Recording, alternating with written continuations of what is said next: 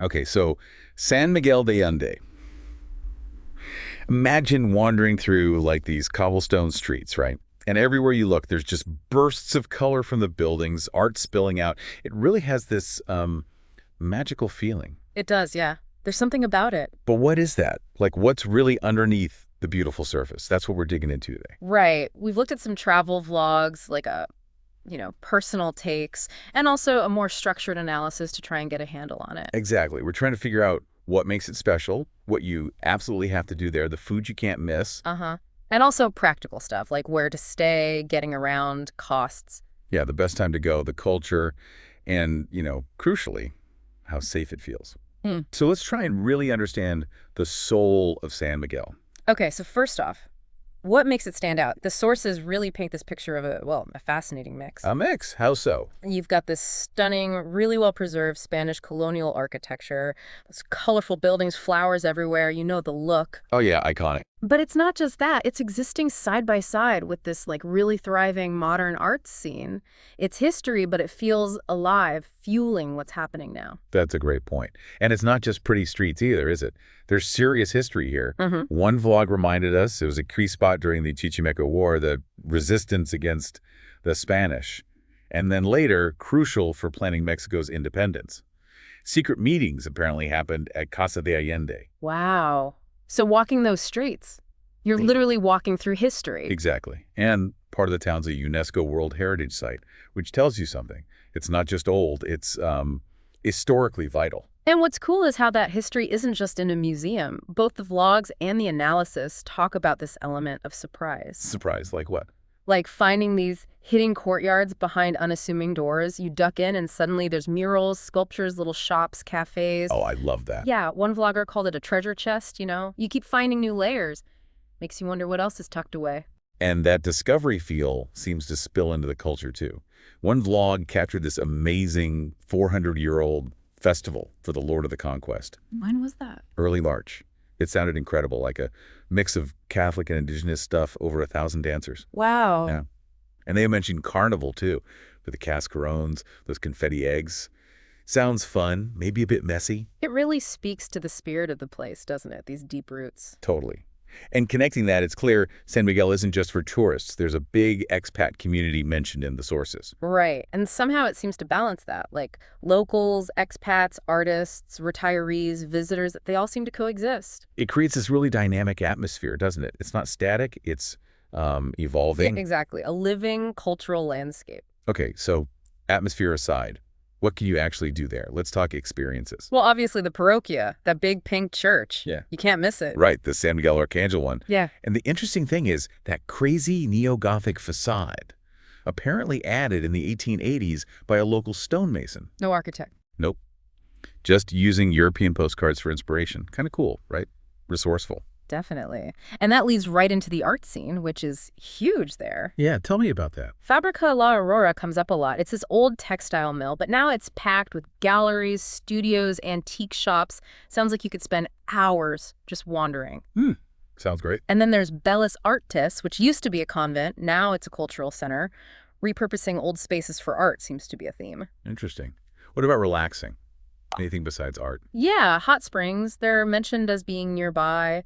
The sources didn't name specific ones like La Gruta, but the option's there for some downtime. Nice. And cooking classes. That popped up too. A chance to learn local cuisine seems like a good way to dive into the culture. Oh, and the main market, Mercado Ignacio Ramirez, just exploring that must be an experience. For sure. And views. Ooh. Rooftop bars seem like a thing there. Oh, yeah. Luna Bar at the Rosewood gets mentioned. Bit of a splurge, maybe, but amazing views, and it has an elevator, which is handy. Good point. Any others? Quince is another one. Sounds livelier, maybe even had a tightrope walker at one point, but it's all stairs there. So accessibility is something to think about. Different vibes. Okay. And any excursions outside the main town? Yes, Cañada de la Virgen. It's this sacred archaeological site, maybe 30 minutes away.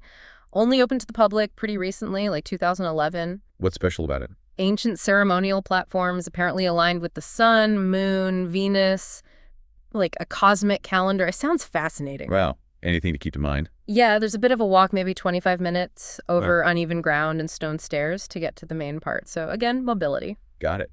And back in town, El Jardín. the main square. Right, the Central Plaza. Sounds like Yeah. the heart of the city. Perfect for people watching, and maybe you'll spot those giant puppets, the Morigangas. Oh, yeah, those look amazing. Seems like the public spaces are really alive. Definitely. Which brings us nicely to food. Yes.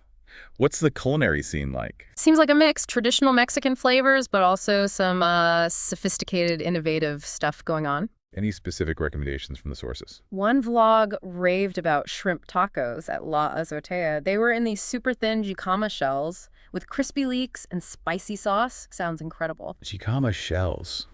Interesting. Where is that? La Azotea is another rooftop, so again, stairs potentially. Okay. What about more casual stuff?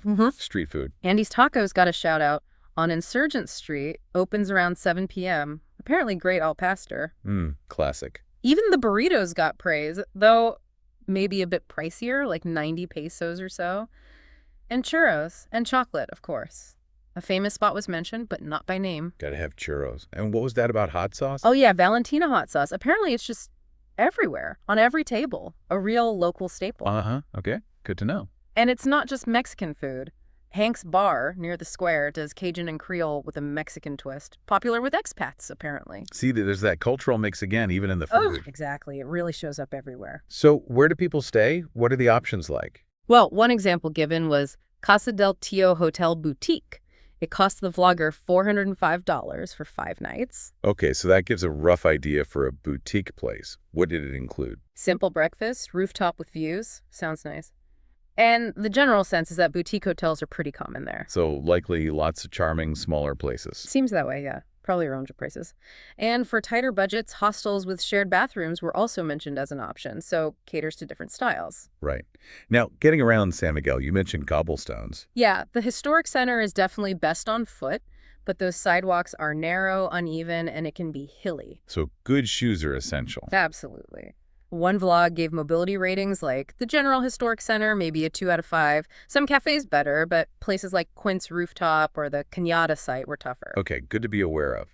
How about getting to San Miguel? From Mexico City seemed easy enough. A comfortable ETN bus took about 4 hours, cost one person about $109 round trip. Not bad. And within the town, besides walking. Uber was highlighted as being really convenient, especially if your hotel is up one of the steep hills. Oh, a good tip. And local buses are an option, too, for heading outside the center.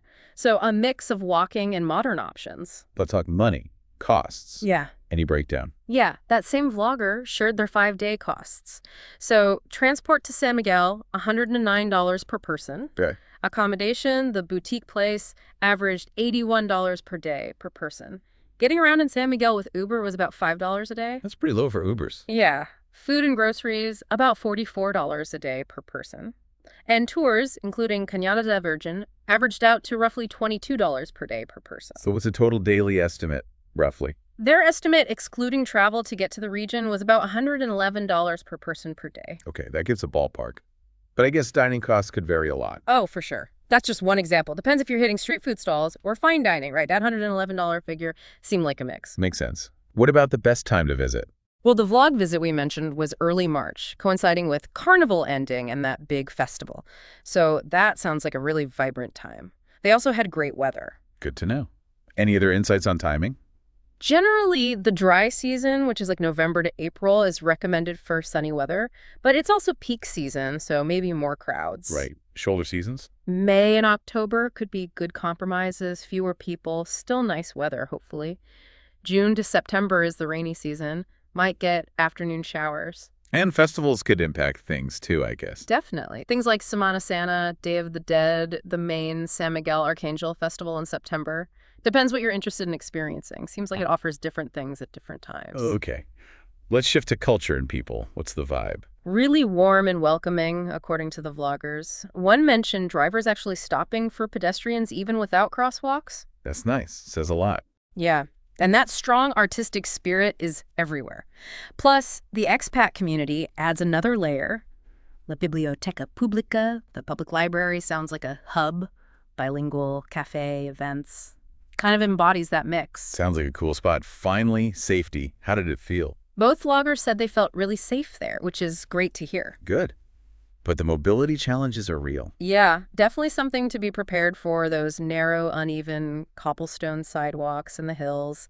Just need to be aware, like anywhere, really. especially in crowds. So, wrapping this up, San Miguel de Allende. It really does seem to have this special mix, doesn't it? It really does. That blend of colonial charm, vibrant art, the deep history. Yeah, and those little surprises around corners, the hidden courtyards and stuff. Yeah. Plus, the food scene sounds tempting. And the welcoming atmosphere seems key, too. Even with the mobility things to watch out for, the overall feeling seems to be enchanting and safe. Definitely. So, it leaves you thinking, doesn't it? Mm. For anyone listening, considering a trip, what part of San Miguel pulls you in the most? Is it hunting for those hidden gems, digging into the history, soaking up the art, or maybe just tasting everything? That's a good question. Lots of different angles to explore. Hopefully, this deep dive gave you some good food for thought for your own potential exploration.